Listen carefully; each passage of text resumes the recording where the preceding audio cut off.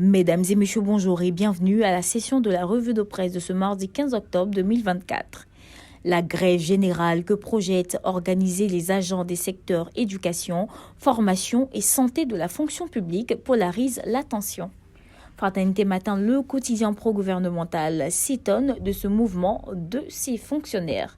D'autant plus que barre le journal à sa une, le gouvernement a satisfait 90% des accords. Pour le jour plus, pour ce débrayage annoncé dans les secteurs éducation, formation et santé, c'est une grève interdite pour les enseignants, infirmiers et sages-femmes.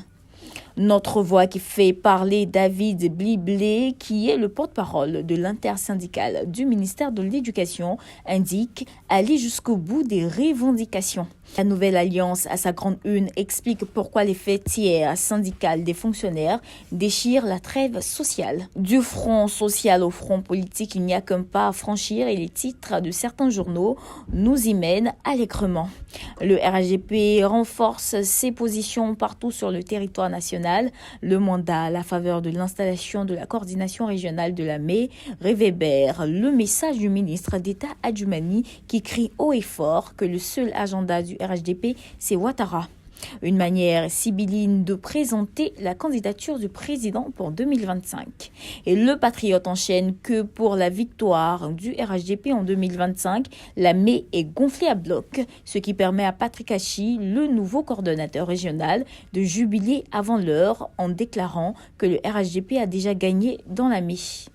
N'empêche, selon le nouveau réveil, les partis politiques d'opposition qui ne s'avouent pas vaincus avant l'heure se sont retrouvés pour la plupart au siège du PDCI hier en vue de mettre la pression sur le pouvoir, de sorte à obtenir un dialogue politique et des élections ouvertes et justes. L'avenir qui raille quasiment l'opposition s'en prend vertement à ces deux têtes de pont que sont le PDCI et le PPACI qui ouvrent par leur inertie, leur contradiction et leur manque d'occupation du terrain un véritable boulevard au RHDP. Une partie de la presse est intéressée aux enquêtes de la Cour pénale internationale en Côte d'Ivoire. L'Inter affiche qu'au sujet de la crise post-électorale, ce n'est pas totalement fini pour le dossier CPI. Selon le procureur de cette juridiction, le cap est maintenu, même si le temps qui ouvre avec le même sujet rapporte que la CPI dénonce le manque de coopération du régime d'Abidjan. Avant de se quitter, jetons un coup d'œil sur la une de Soir Info qui nous mène à Cocody, au domicile d'une cadre qui, alors qu'elle était en séance de travail, son fils de seulement 2 ans fait une chute du 3e étage et meurt.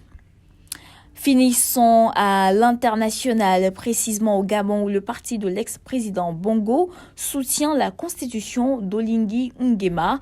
Il est bon de noter à toute fin utile que tous les journaux ayant servi à cette revue de presse sont disponibles dans le réseau d'Edipresse.